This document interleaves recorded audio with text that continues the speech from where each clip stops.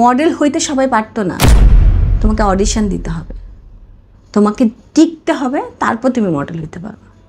এখন কি সেটা হয়? খুব কম শোতে হয় না তা না, বড় বড় শোগুলিতে হয়। আমার কাছে মনে হয় না মানুষকে দিলে ফুরায় না, বরং বাড়ে। দেশে বিদেশে বহু দেশে তুমি শো করছো, বাংলাদেশের প্রতিনিধিত্ব করছো, বাংলা পোশাককে তুলে ধরছো। চ্যালেঞ্জিং জায়গাগুলো বলো না, অমুক দেশ অমুক জায়গা অমুক মানুষদের সাথে কাজ করে আমার অনেক ভালো লাগছে। ধরেন বোন কিন্তু ডাকেন মা, ব্যাপারটা খুব ইন্টারেস্টিং। বয়স আপনার চেয়ে ছোট, কিন্তু তারপর আপনি আম্মা ডাকতেছেন, খুবই সম্মানের একটা ব্যাপার। এই ঘটনাটা খুব একটা সচরাচর আমার চোখে কখনো পড়েনি। ইনফ্যাক্ট আমি কোনোদিনই পড়েনি, একটা কেস বাদে। বয়স অল্প, বোনের চেয়েও কম বয়স, নিজের চেয়েও কম বয়স, তারপরেও মা ডাকে, সবাই মা ডাকে, টুম্পা মা। মানে আমার কাছে বোন মেলে না জিনিসটা, মানে নেওয়া যায় না যে একটা মানুষকে এত মানুষ এমনভাবে সম্মান করে, এমনভাবে ভালোবাসে, রেসপেক্টের সর্বোচ্চ চূড়ায় উঠায় রাখে। মানে অবিশ্বাস্য লাগে, আমার নিজের কাছে অবিশ্বাস্য লাগে আমার বোনকে মানুষ এত বেশি ভালোবাসে, এত বেশি পছন্দ করে। তোমার কেমন লাগে? প্রথমত আলহামদুলিল্লাহ, আল্লাহর কাছে আমার খুবই ভালো লাগে নীরব, কারণ আমরা না কাজ করি নিজেদের জন্য। কাজটা ভালো করলে তখন কাজটা কিন্তু সবার কাছে চলে যায়, রাইট? তোমার চোখ লাল হইলে কি আমার কথা শুনে নাকি এমনি মিল আছে? ভালোবাসার কথা শুনে। এইটুকু গেদা বাচ্চা তোমার মা ডাকে, আমার চেয়ে বড় মানুষ তোমার মা ডাকে, টুম্পা মা। কিছু একটা অদ্ভুত মনে হয় যে কাদা মাটি দিয়ে তুমি মানুষ খুঁজতেছো, পুতুল বানাইতেছো, একটা সুন্দর পুতুল বানাইতেছো। ওই যে বললাম, কাজটা করি ভালোর জন্য, কাজটা করি। মানুষ একটা ভুল ধারণা, কনসেপ্ট নিয়ে মানুষ থাকে যে মিডিয়া মানে খারাপ, কিন্তু আমি বলবো না। তুমি যেভাবে দেখাবা মিডিয়া সেটাই। তুমি ভালো কাজ করলে, ভালো তো নিজের মধ্যে, ভালোটা তুমি দিতে থাকো। হয়তো 10 জন খারাপ দিবে, তুমি একা ভালো দিবা, যুদ্ধ করো, কিন্তু কিছু তো হবে। কিছু মানুষ তো পজিটিভ হবে, কিছু মানুষ তো ভালোবাসা পাবে, কিছু মানুষ তো অনেস্টির সাথে কাজ করতে পারবে। আমি ওইটা বিলিভ করি। টুম্পা থেকে টুম্পা মা হইলা কেমনে? এটা একটা নিজে বিয়েও করো না, বাট এটা একটা মহান বড় হিস্ট্রি। বলো না। এটার হিস্ট্রিটা আসলে আমার এটার ক্যাপশন যাবে বিয়ে না করেও মা। অনেক বাচ্চা কাচ্চা, তার হিসাব ছাড়া। আমার স্টুডেন্টদের বাইরেও এখন আমার নাম হয়ে গেছে আসলে মা। রেসপেক্টের জায়গাতে কি হয়েছে, সবাই যে বলে তা না, যারা পছন্দ করে তারাই বলে। এটা আসলে 2005-এ আমি নিজেই মডেল। তোমার সাথে আমার মডেলিং ছবি আছে শেরাটনের সামনে। তা আমি তো মডেল, আমি 14-তে বলছি, ডিগলার দিয়ে বলেছি যে 14 একদম লাস্ট ডিসেম্বরেই, 31st আমার লাস্ট শো ছিল। মানে তখন আমি বলেছি যে আজকের পর থেকে যখনই শো করবো শো স্টাফার হিসেবে কাজ করবো, এরকম আর গণহারে আমার ক্রেজ থাকতে থাকতে আমি তখন বলেছি। টানা তো আমি শো করছি, তার মধ্যে আমি কোরিওগ্রাফি করছি এবং ট্রেনিংও দিচ্ছি। সো আমার কাজগুলি চলছে। 5-এ যে আমাকে আমাদেরই এক মডেল, আমার সমবয়সী হবে বা আমার বড় হবে বা আমার ছোটো হবে, সমবয়সীর মতোই হবে। ও একদিন আমার পাশে এসে বলল কি, আচ্ছা আপু, আমি তো তোমার পাশে বসি। আমি বলছি হ্যাঁ। বসে আমাকে বলল যে আপু, আমি তোমাকে একটা কথা বলি। আমি বলছি হ্যাঁ। বলে আচ্ছা, আমি তো যে তোমাকে মা ডাকি, তুমি মাইন্ড করবা? তারপর মুখের দিকে ঘুরে তাকালাম, তাকিয়ে বললাম কেন? বলে আপু, আমি যতদিন ধরে মডেলিং করছি, আমি তোমার মতো মানুষ আমি আমার পাইনি। টেক কেয়ার করা, সুন্দর বিহেভ করা, ভালোবাসা দিয়ে, এবং তুমি সবার থেকে ডিফারেন্ট। আমার না মন থেকে তোমাকে ভালোবেসে মা ডাকতে ইচ্ছা করছে। ওইটাই জানি। তারপর তো আমার ওয়ার্কশপ থেকে, তোমার সাথে আমি যতদিন কাজ করছি, তুমি প্রতিবার খাওয়ার আগে জিজ্ঞেস করছো ভাইয়া খাইছো তুমি? যত ঝড় বৃষ্টি থাক, তুমি কোনো একটা জায়গায় যাওয়ার আগে আমরা জিজ্ঞেস করছো তুমি ঠিক আছো, যাবা, চলো। যে কোনো পরিস্থিতিতে লাস্ট ভরসা তুমি থাকো। আমি আটকায় গেছি, একটা ইভেন্ট আটকায় গেছে, তুমি একটু উঠাই দাও না, মানে এই যে একটা অদ্ভুত ভরসার জায়গা, তুমি জানো, তোমাকে কখনো এই কথাগুলো আমি সামনাসামনি বলি নাই। আমার আজকে আর আমার রাখতে পারলাম না, আই শুড সে ইট। তুমি আমাকে অনেক জায়গায় অনেকভাবে সেভ করছো। একদম লাস্ট স্টেজে আমি স্টেজ কিছুতেই গুছাইতে পারতেছি না, তোমার বলছি আপা কিছু একটা দাও, তুমি একটা কিছু ঢুকাই দিছো। অনেক মানুষের তুমি এভাবে সেভ করছো, অনেক মানুষের তুমি করছো আপা।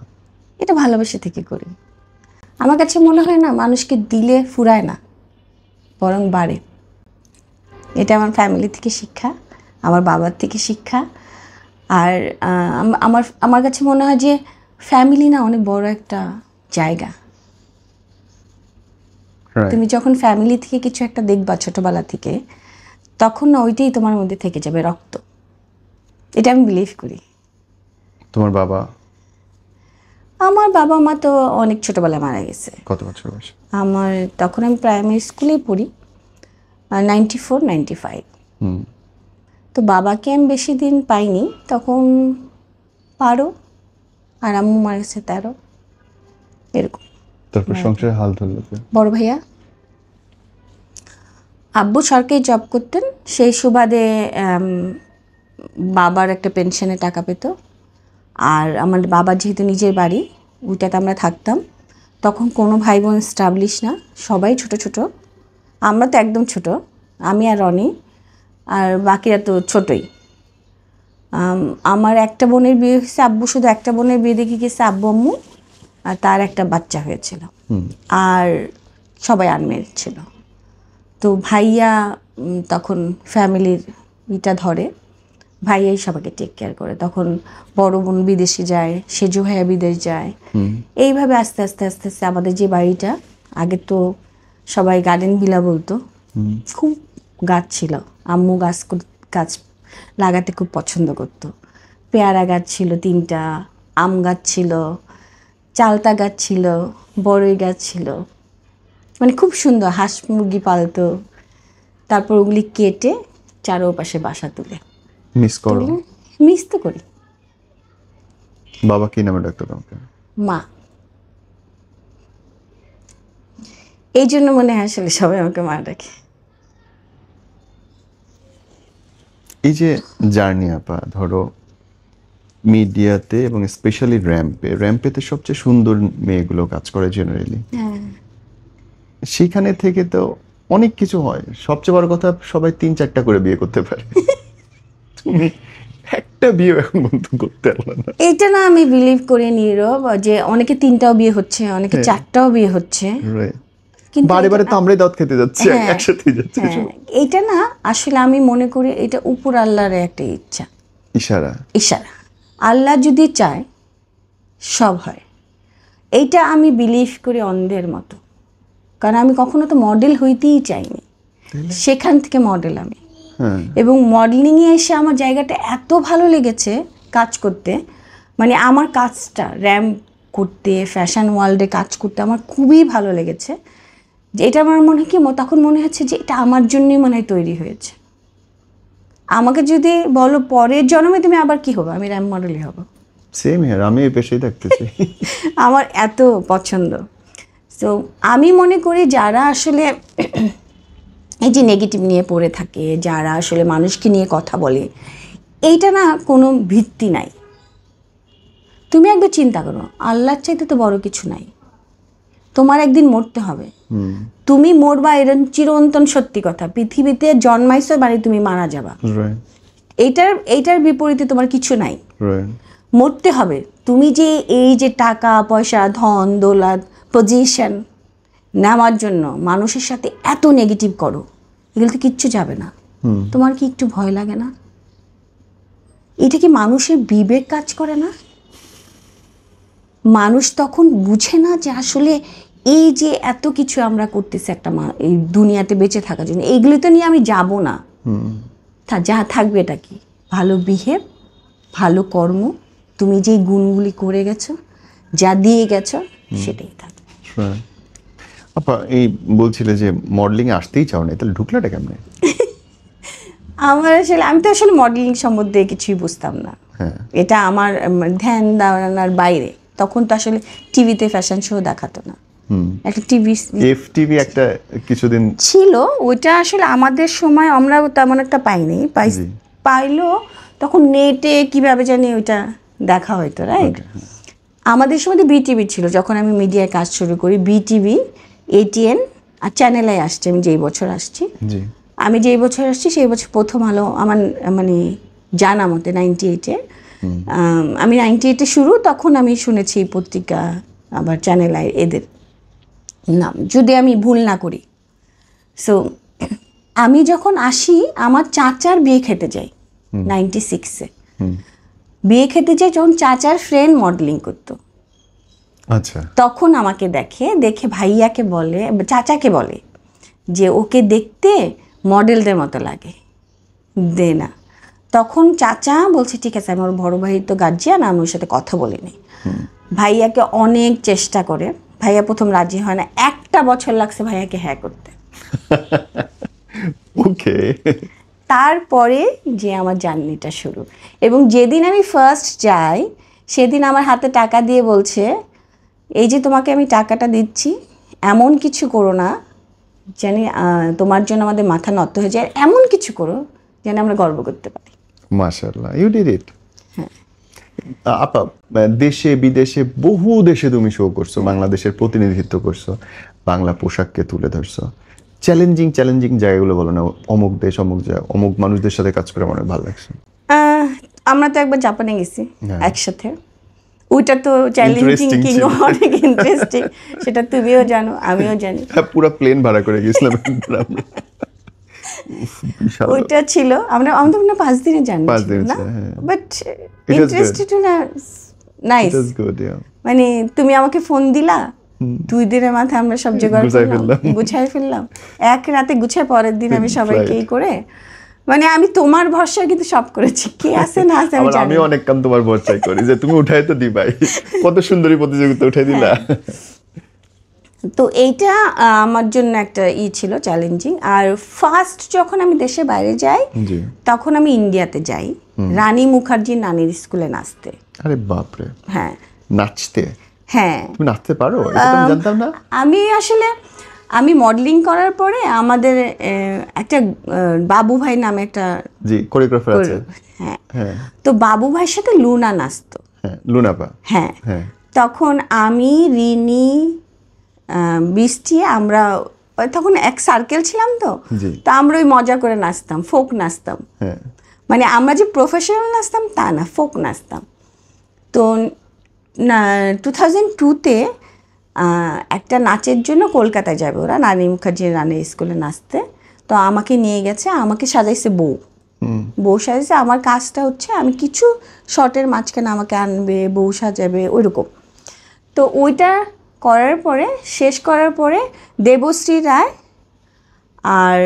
আর একটা অ্যাক্ট্রেস ছিল, নাম ভুলে গেছি, খুব নাম করা, প্রসেনজিৎ, এই দুজন আমাকে দেখে বলছে যে রানী মুখার্জি খালা তো দেবশ্রী রায়, আল্লাহ মেয়েটা কি খুব প্রিটি, একে আমরা রেখে দিই। আমি তো তখন বুঝি কম, আমি যে কান্না শুরু করেছি যে আমাকে রেখে দিবে, আমি তো থাকবো না, এই যে কান্না শুরু করলাম। পরের দিন আমাদের নিয়ে গেছে রানী মুখার্জি নানির বাসায় দাবাত দুপুরে, তারপরে খেলাম, খেয়ে পরে বুঝছি যে এটা আসলে ওনারা মজা করেছে, আমাকে রেখে যাবে না। আমি ফার্স্ট হ্যাঁ, এবং আমরা শপিংয়ে গেলাম, আমি ছিলাম, সাবা ছিল, আরও অনেকে ছিল, আমার নাম ভুলে গেছি। তো তখন আমি রাস্তা দিয়ে হাঁটছিলাম, তখন বলছে দেখো দেখো মালাইকা, আগে সবাই আমাকে মালাইকা ডাকতো। তো ওইটা না আমি খুব রিয়্যাক্ট করতাম, কারণ আমি না তখন বুঝতাম কম, বয়স, আমি আসলে মিডিয়াতেই বড় হয়েছি, যাই বলো না কেন আমার বড়টাই মিডিয়াতে, ভালো মন্দ শেখা সব কিছুই। আমি কিন্তু মানে খুব যে একটা এইজ মডেলিং শুরু করি তা না, একদম ছোট। তো ওই বোঝাটাও আমার মিডিয়াতে। সো মালাইকার সম্বন্ধে আমার কোনো আইডিয়া ছিল, ওকে কি করছে, কি বলে আমাকে। হ্যাঁ, তো এইটা আমি বাংলাদেশ থেকে শুনতাম, দেশের বাইরে যাওয়ার পরে শুনেছি। এখন মালাইকা কি বুঝি, বাট তখন খুব রেগে যেতাম, রিঅ্যাক্ট করতাম, কেন মালাইকা বলে আমাকে। I know and I can visualise, হ্যাঁ ব্যাপারটা কি। মানে অনেক মেমোরি আছে, অনেক ভালো সময় কেটেছে। তারপরে অনেক বিউটি কন্টেস্ট করেছি, অনেক শো করেছি। তবে আমি কলকাতায় শো করে অনেক মানে পেয়েছি, ওরা আমার কাজটাকে খুব পছন্দ করে। আমার যখন কেরিয়ার 18 বছর কেরিয়ারের, তখন কলকাতা থেকে আমাকে ফোন দেয়, আমার ইন্টারভিউ করে এবং আমার ইন্টারভিউতে সফল নারী হিসেবে আমার কাভারেজ দেয় এবং নারী ম্যাগাজিনে, এবং আমাকে নিয়ে ওরা একটা লেখে, আর্টিকেল করে দেয়। হ্যাঁ, আর্টিকেল করে দেয়। আপা ধরো কত মানুষ, যদি আমি সংখ্যায় গোনার চেষ্টা করি, তোমার হাত দিয়ে তুমি শিখায় বার করছো, বলতে পারবা? যারা সেলিব্রিটি আছে ওদের কথা মনে আছে, আর যারা র্যাম্প করে ওদের কথা মনে আছে। সংখ্যাগুলো কত? সংখ্যা বলতে পারবো না, অনেক অনেক হিসাব ছাড়া। মানে এত তৈরি হয়েছে আমার হাত থেকে, কে কাজ না করছে। লাক্স বাদ দিয়ে, লাক্সের কথা বাদ দিয়ে দিলাম, আমি ফার্স্ট লাক্স করি হচ্ছে তানিয়াপুর অ্যাসিস্ট হিসেবে, ওপি আপুদের সময় তানিয়াপুর অ্যাসিস্ট হিসেবে। আমি ছোট, আমি হাঁটা শিখাতে যেতাম, আমার এখনো মনে আছে। ওপি করিমদের সময়? হ্যাঁ, ওপি আপুদের সময় আমি হাঁটা শিখাইতে যেতাম তানিয়াপুর অ্যাসিস্ট হিসেবে। আরে বাপরে। সো ওই সময় আমি ছোট, আমার মনে আছে আমি স্কার্ট পরতাম বা যেতাম ক্লাসে, একটু হাঁটা শিখে চলে আসতাম। তখন তো আর রেখে হতো না, তখন ফটোজেনিক ছিল। হ্যাঁ, তারপরে যে ড্যান্ডি ফটো সুন্দরী হয়েছিল তানিয়াপুর, ওইটারও অ্যাসিস্ট ছিলাম আমি। তারপর লুনার অনেক শোতে অ্যাসিস্ট ছিলাম, সুমনের অ্যাসিস্ট হিসেবে অনেক কাজ করেছি, তোপাপুর অ্যাসিস্ট্যান্ট হিসেবে কাজ করেছি। নিজে প্রথম শুরু করলা কোনটা দিয়ে? নিজে প্রথম শুরু করি, সেটাও একটা মহা স্টোরি। আমি তো কোরিওগ্রাফার তখন হতে চাই নাই। আচ্ছা, আমার 2005 কোরিওগ্রাফার হিসেবে আমি যখন কাজ শুরু করি, 2005 আজরার একটা ফ্যাশন শো, আজরা ওইটার সব কিছু করছে, তো আমাদের আরেকটা কোরিওগ্রাফারের কাজ করার কথা ছিল। তখন ও সামহাও ওর বিদেশে যেতে হবে, ওই দিনই ওর ফ্লাইট, তো চলে গেছে। তো আজরা আমাকে রাতেবেলা ফোন দিছে, ফোন দিয়ে বলছে কালকে আমার একটা শো আছে, একটু কোরিওগ্রাফি করে দিলাম। আমি জীবনে কোরিওগ্রাফি করি নাই। তো বলছে না পারবি, আয় না প্লিজ। তো আমি আচ্ছা ঠিক আছে। তো আমি আসছি, সব মডেলদের লিস্ট গুছাই টুছাই দিচ্ছে, ডিজাইনার কারা সব বলছে। তো আমি কোরিওগ্রাফি করেছি, করার পরে বলি কি আল্লাহ তুই তো অনেক ভালো কোরিওগ্রাফি করস, কোরিওগ্রাফি করা শুরু করে দে। তো আমি বললাম যে কোরিওগ্রাফি আমি আসলে আজরার উৎসাহতে করেছি আর্লি। আমি চেয়েছিলাম যে আমি যখন র্যাম্প ছেড়ে দিব তখন কোরিওগ্রাফার হব, আমি আমার জায়গাটাকে এনজয় করবো। এমনি তো অ্যাসিস্ট্যান্ট হিসেবে সবার কাজ করেছি, আমার অ্যাসিস্ট্যান্ট কাজ করতে অনেক ভালো লাগে, কারণ ডিফারেন্ট মানুষের সাথে ডিফারেন্ট অভিজ্ঞতা হয়। এটাতে তো সবাই ইগো কাজ করে। বরং না, আমার ইগো কাজ করে না, আমার শিখতে ভালো লাগে, শিখলে জ্ঞান অর্জন হয়। আমি ডিফারেন্ট আমি এই যে এতগুলি মানুষের সাথে কাজ করে, আমি যখন কোরিওগ্রাফি করি তখন আমার এতগুলি মানুষের ছোঁয়া কাজ করে, সো এটা আমার জন্য ভালো। এই জন্য অনেক ক্রস দেখি, এটা দেখি ওইটা দেখি, তোমার ইয়েতে মানে জ্যামিতির মতো লাগে তোমার ওয়ার্কগুলো দেখতে। সো আমি অনেক লাইট নিয়ে খেলতে পছন্দ করি, মিউজিক নিয়ে খেলতে পছন্দ করি, কোন কাপড়ের সাথে কি মিউজিক দিলে ভাল লাগবে, দর্শক কোন গানটাকে এনজয় করবে, এই কাপড়ের সাথে আসলে যায় কিনা। আমি কোরিওগ্রাফি করি যে স্টেজ দেখি, স্টেজে কোথায় একটা মডেল দাঁড়ালে কোথায় খালি লাগবে না, কোন মডেলটাকে কখন পাঠাইতে হবে। কোরিওগ্রাফি মানে মিনিংসটা মানুষ মনে করে কি সোজা হেঁটে যাও চলে আসে, নো, এটাটাও একটা আর্ট, এটারও একটা মানে আর্টের মধ্যে কথা আছে, একটা ভাষা আছে, যে কোন কাপড়টার পরে কি পাঠানো উচিত, কোন মডেলটা এই কাপড়টা ক্যারি করতে পারবে, কার সাথে কোন মেকআপটা যাবে, সব কিছু মিলে। বাবা বোন, ধরো এত স্টুডেন্ট তোমার, এত কিছু, কিন্তু শুধু আমাদের ইন্ডাস্ট্রি বলেই বলছি না, সব ইন্ডাস্ট্রিতে র্যাম্প মডেলটা অনেক বেশি আলোচিত এবং সমালোচিত। এটা কেন বলো তো? এইটা কিছু মানুষের জন্য সোশ্যাল মিডিয়া আসার পরে। আচ্ছা, আমাদের র্যাম্প মডেলরা না খুব একটা, মানে আমি বলি অনেস্টলির সাথে, র্যাম্প মডেলরা অনেক ভালো হয়, বেশিরভাগই ভালো হয়, কারণ ওরা ওদের কাজ করে, ওরা যা করে ওপেন করে, গোপন করে। সো ওরা যে ওপেন করে ড্যাম কেয়ারের মতো, দ্যাটস ওয়াই অনেকে হয়তো বা সমালোচনা করে। কিন্তু এখন যেটা হচ্ছে সোশ্যাল মিডিয়ার কারণে মিস ইউজ হচ্ছে। কিরকম? মিস ইউজটা যেটা না, মানে ধরো যারা মডেলও না, মডেলের তকমা দিচ্ছে সবাই। ট্রু, একদম ট্রু। তুমি বস্তি দেখো- বস্তি সবাই হ্যাঁ। এখন আমরা মডেল। হ্যাঁ, তুমি দেখো আগের একটা মডেল ক্লাসি এখনো খুঁজে পারবা? আমি তো মৌ আপার কোনো অল্টারনেটিভ বাংলাদেশে হ্যাঁ। এখন পর্যন্ত পাই নাই, তানিয়া আপার কোনো অল্টারনেটিভ না। বাংলাদেশে পাই নাই এখন পর্যন্ত, হয় না, হয় নাই। সো কেন মানুষ এই সোশ্যাল মিডিয়ার কারণে এই যে ভুল জায়গায় যায়? তুমি দেখবা অনেক শোতে আমরা সব শো যে ক্লাসি হয় তা না, না, আমরা আমরা তো কিন্তু আমতলা বটতলাও সেদিন শো করে আসছি দুই ভাই বোন। কত কাজে যাই। Right. এরা যদি মডেল হয়, মডেলের তকমাটাই তো ভুল হয়ে যাবে। এরা না জানে কিছু, এরা না শিখে কিছু, এদের আগ্রহ কম, এরা কিছু ফেক সোশ্যাল মিডিয়া জিনিস দেখে মনে করে এটাই মডেল। কিন্তু তোমাদের তো কোনো অর্গানাইজেশনও নাই, তোমরা যে বলবা যে আমার অর্গানাইজেশনের পার্ট হলে তুমি নিজেকে মডেল দাবি করতে পারবা, সেরকম তো কিছু নেই তোমাদের। তোমরা 10 জন সিনিয়র সিদ্ধান্ত নিলেই তো হয়ে যায়। নো, এটা ধারণা ভুল। এখন হচ্ছে যারা স্পন্সর এনে দেয় তারা কোরিওগ্রাফার, ও ও ডিফারেন্ট ওয়ে হয়ে গেছে। এবং এটা করেছেও কিছু মানুষ, দ্যাটস ওয়াই জিনিস তারাই তো কাজ করতে পারে। এখন আমাদের সময়কার আমরা এখনও আমি বা আজরা বলবো আরও কয়েকজন মিলে আমরা কিন্তু আমাদের হায়ার করে কোরিওগ্রাফার হিসেবে, তা আমরা একটা শো করি, কিন্তু আমরা কখনো স্পন্সর নিয়ে শো করি না যে আমি স্পন্সর দিব, আমাকে শোটা দেন। তা কেন হবে? আমরা তো এইভাবেই কাজ করে আসছি, তাই না? কিন্তু এখন কনসেপ্টটা আলাদা কিছু মানুষের কারণে। কিন্তু এখনও ভালো কিছু মানুষ আছে যারা কাজটাকেই চায়, তারাই আমাদের হায়ার করে। ভালো শো হচ্ছে না তা না, হয়, কিন্তু কিছু মানুষের কারণে ওই সবগুলি শোগুলি আসলে সোশ্যাল মিডিয়ায় কম আসে। আন্ডারস্ট্যান্ড। বোন, ধরো যে অন্য সব প্রফেশনের চেয়ে র্যাম্প মডেলদের ড্রেস অনেক বেশি সাহসী, অনেক বেশি উন্মুক্ত, এর ব্যাখ্যাটা কি? এবং এটা একটা প্রশ্ন, একই সাথে প্রশ্ন, র্যাম্পে অনেক সময় অনেক অদ্ভুত ড্রেস দেখা যায়, গাছ দিয়ে, পাতা দিয়ে, পলিথিন দিয়ে কি কি সব বানায়, এরকম মানে মাথা খারাপ হয়ে যায়।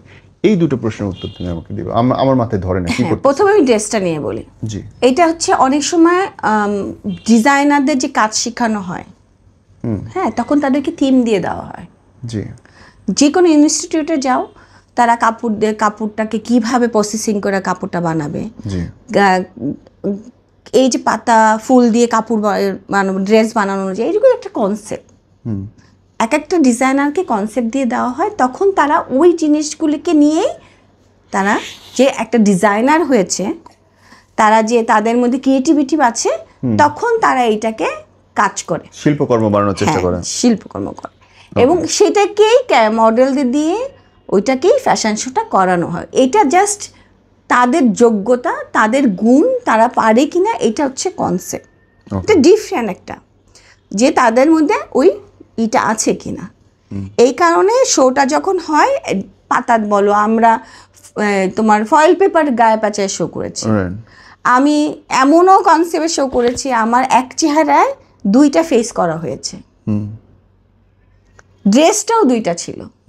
সো এটা হচ্ছে একটা কনসেপ্ট, এটা করা হয় ডিজাইনাররা যে কাজ করে, পড়াশোনা করছে, তাদেরকে, তাদের জন্য আর্টিস্টিক ওয়েতে। এইটা কাপড় পরে কিন্তু তুমি রাস্তায় হাঁটতে পারবে না। এইটা জাস্ট তাদের ক্রিয়েটিভিটির জন্য, যে তারা আসলেই পারে কিনা, মানে ধরো বিভিন্ন জায়গায় গেলে তাদেরকে যখন কনসেপ্ট দেওয়া হবে তারা পারবে কিনা, না সার্টিফিকেট কিভাবে দিবে। রাইট? এখন ধরো আমিও তো একটা মডেল ছিলাম না, আমি এখনো আছি, এখন আমার কাভারেজ হচ্ছে, এখনো বড় বড় ব্র্যান্ডে আমাকে অনেক ডিমান্ড থাকলে আমি কাজ করছি না। যারা কাজ করে সারা জীবনই করতে থাকে যদি ডিমান্ড থাকে, হ্যাঁ, কিন্তু তুমি তোমার পার্সোনাল লাইফে কি কাজ করবে সেটা কিন্তু একটা মডেলের দায়ভার না। এটা আমি মনে করি যে তুমি পার্সোনাল লাইফে কি পড়বা সেটা একান্ত তোমার পার্সোনাল, সেটা মিডিয়ার সাথে কোনোভাবেই তুমি যায় না। এখন ধরো তুমি যদি চিন্তা করো যে আমি আমার ফ্যামিলিকে আছে, আমার চারপাশে মানুষ আছে, আমি কোথায় কোন কাপড়টা পরবো সেটা যদি তুমি জানো, 2-1 জন মডেলের জন্য তো তুমি সব মডেলকে বলতে পারবে না। আর কোথাও লেখা আছে ইতিহাসে যে মডেলরা খোলামেলা কাপড় পরতেই হবে, নো।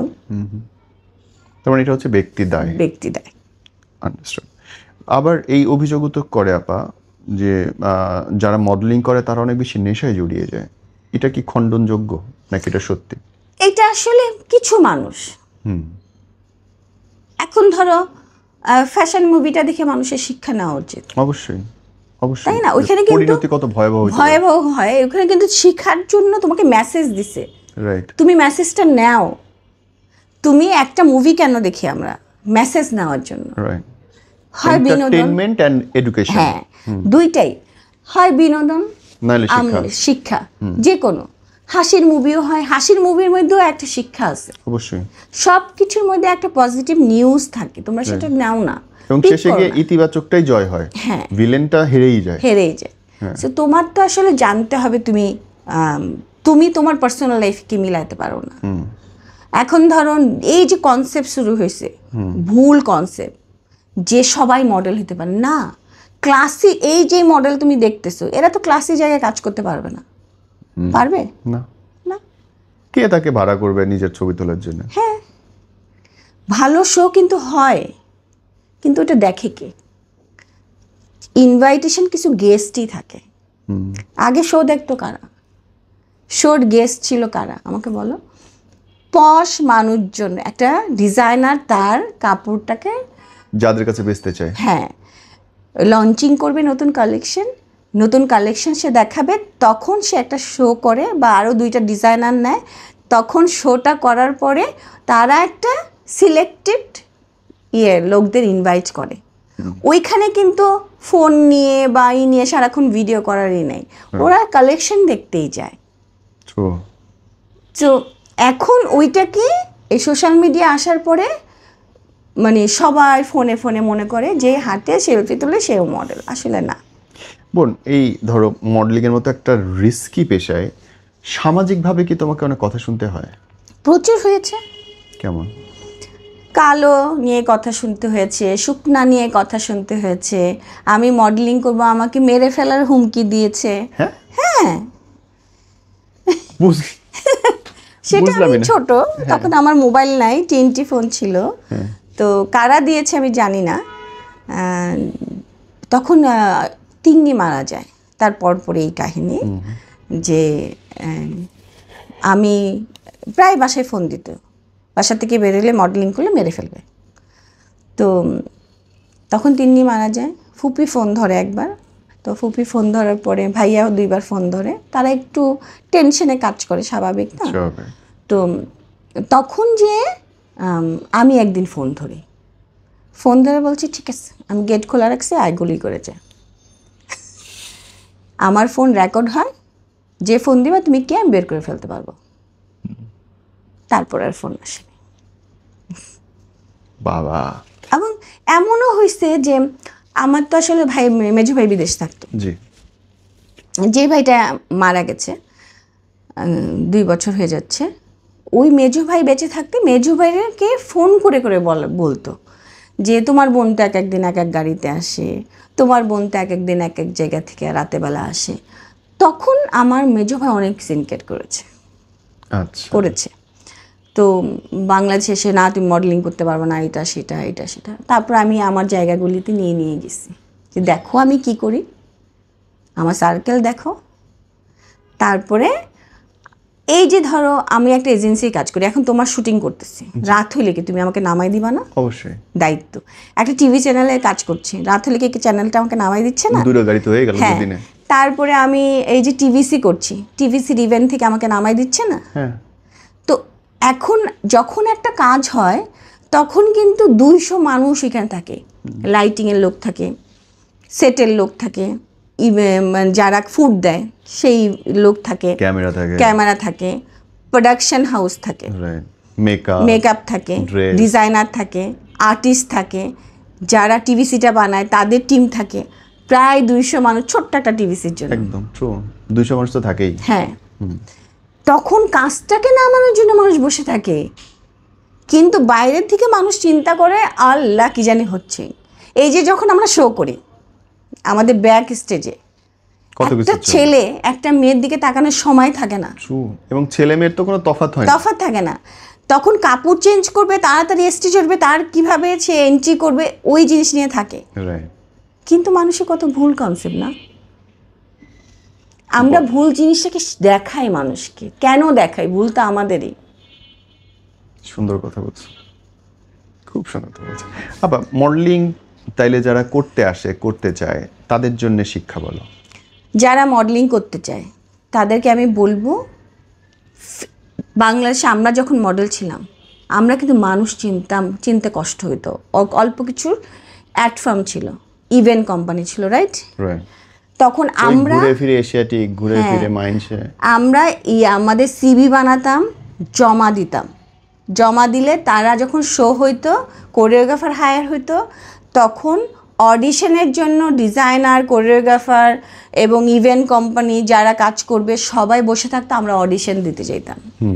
তখন অডিশনের পরে রিহার্সেল, মেজারমেন্ট, একদিন মেজারমেন্টের জন্য যাও, একদিন ড্রেস স্টাইলের জন্য যাও, 3-4 দিন তুমি রিহার্সেলের জন্য যাও। আগে তো আমি যখন শুরু করি তখন তো আসলে ছিল না, ইনস্টিটিউট ছিল না শেখানোর জন্য, তখন শোর পারপাসে শেখাতো। তখন 3 মাস 2 মাস রিহার্সেল হইতো, 1 মাস। ওইটা তো আস্তে আস্তে কমতে থাকলো। তারপর যেহেতু স্কুলটা হলো এক একজনের, তো পাপুর, আমার, পরে আজরা দিল, এখন সবাই দিচ্ছে। সো শিখে আসে এখন মানুষ। তখন তো আমরা ওই সময় শিখাতো শোর পারপাসে। এবং যারা মডেল হইতে সবাই পারতো না, তোমাকে অডিশন দিতে হবে, তোমাকে টিকতে হবে, তারপর তুমি মডেল হইতে পারবে। এবং আমরা পুতুলের মতো বসে থাকতাম, আমরা কখনো কথা বলতাম না যে আমি এই কাপড় পরবো না, আমাকে এই মেকআপ করবো না। আমাদের যা করতে বলতো, ওরা আগে ওইটাকে একটা বানাতো, স্কেচ। হ্যাঁ, যে একটা বানিয়ে কার সাথে কোন ড্রেসটা যাবে, কার সাথে কোন মডেলটা, কি মেকআপ হবে, সব কিছু। এখন কি সেটা হয়? খুব কম শোতে হয় না তা না, বড় বড় শোগুলিতে হয়। কিন্তু এই যে পরিধি কিন্তু অনেক বাড়ছে, কাজ তো অনেক বাড়ছে, হ্যাঁ, কিন্তু কোয়ালিটি কমে গেছে। কারণ সবার হাতে হাতে মোবাইল। আমরা কখনো দেখেছি আমাদের সাংবাদিক ভাই বোনরা তো আমাদেরই ভাই বোন, তাই না? তারা তো সবসময় ভালো জিনিসই লিখছে, সবসময় ভালো জিনিস লিখছে। এখন কিছু মানুষ তো আর সাংবাদিক না, তারা যখন মানুষ যাচ্ছে ফোনটাকে এখানে ধরে, তখন দেখতে কেমন লাগছে? বাজে লাগছে, অ্যাঙ্গেল বাজে করছে এবং সোশ্যাল মিডিয়া সেটা ছেড়ে দিচ্ছে। তখন মেয়েটাকে মানুষ গালি দিচ্ছে বা ছেলেটাকে মানুষ গালি দিচ্ছে।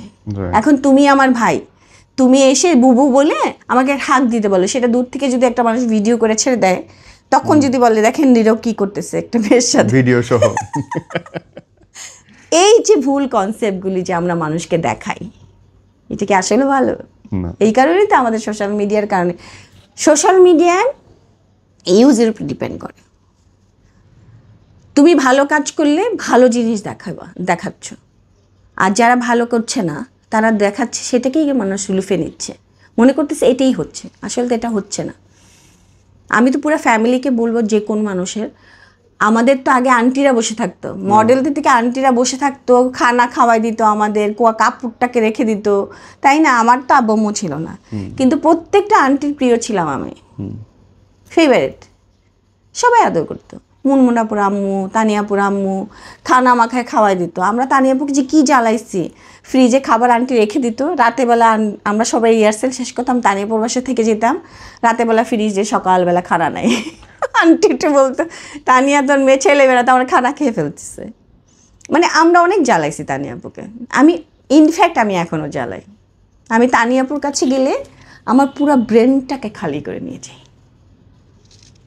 আপা, আমরা শেষের কাছে, লাস্টলি তোমার কাছে আমার কোশ্চেন, যে একটা সম্পর্ক সুন্দর রাখার জন্য কি করা যায় বা তুমি কি করো? সম্পর্ক সুন্দর রাখতে হলে তোমার যদি তার সাথে সম্পর্ক রাখতে হয়, তাকে বুঝতে হবে এবং সব জিনিস চাপাই দিলে হবে না। তার যেমন তোমার যেমন নিজস্ব একটা লাইফ আছে, তারও নিজস্ব একটা লাইফ আছে। তার সবাইকে মূল্য দিতে হবে এবং তার জন্য তোমাকে স্যাক্রিফাইস করতে হবে, তোমারও তার জন্য স্যাক্রিফাইস করতে হবে। তার জায়গাটা তোমার বুঝতে হবে, তারও তোমার জায়গা বুঝতে হবে। সুন্দর কথা বলছো, চাপাই দিলে হয় না। হ্যাঁ, খুব সুন্দর। থ্যাংক ইউ আপা, good to talk to you, Allah bless you. আর তুমি সুস্থ থাকো, শত বছর শত শত আয়ু হও। আর আমি বলি তুমি সবসময় ভালো থাকো, মানুষের থেকে ভালো জিনিস বের করে নিয়ে আসো, ভালো কিছু দাও। কারণ আমরা যে নেগেটিভটা ছড়াচ্ছি, তুমি মরে গেলে তোমাকে যখন সার্চ দিবে, এটা মানুষ ভুলে যাচ্ছে। পেপার যেমন একটা ইতিহাস থেকে যায়, ইউটিউবে বা সোশ্যাল মিডিয়া এটা থেকে যাবে। এই যে মানুষ ভুল করে হোক, নিজের ভাইরাল করার জন্য হোক, যেই কোনো কিছু করার জন্য হোক, বাজে কিছু ছড়াচ্ছে, এটা যে ইতিহাসে থেকে যাচ্ছে, তাকে সার্চ দিলে নেগেটিভটা আগে আসতেছে, সেটা সে বুঝতেছে না। প্লিজ এটা বুঝো। খুব সুন্দর কথা বলছো। থ্যাংক ইউ বোন, Allah bless you. Thank you, my pleasure, আমার মাই সুইট ব্রাদার। আমার তোমার সাথে কথা বলতে ভালো লাগে, মন ভালো হয়ে যায়। আমার কাছে মনে হয় না মানুষ যে যেমনে থাকুক, তুমি যেভাবে মানুষকে দেখতে চাও মানুষটা সেইভাবেই, তুমি রেসপেক্ট দিলেই সে তোমাকে রেসপেক্ট দিবে। অনেক জ্ঞানগর্ভ আলোচনা হয়েছে, ভিডিওটা শেয়ার করেন, কিছু মানুষ ইতিবাচক পরিবর্তনে কাজে লাগবে।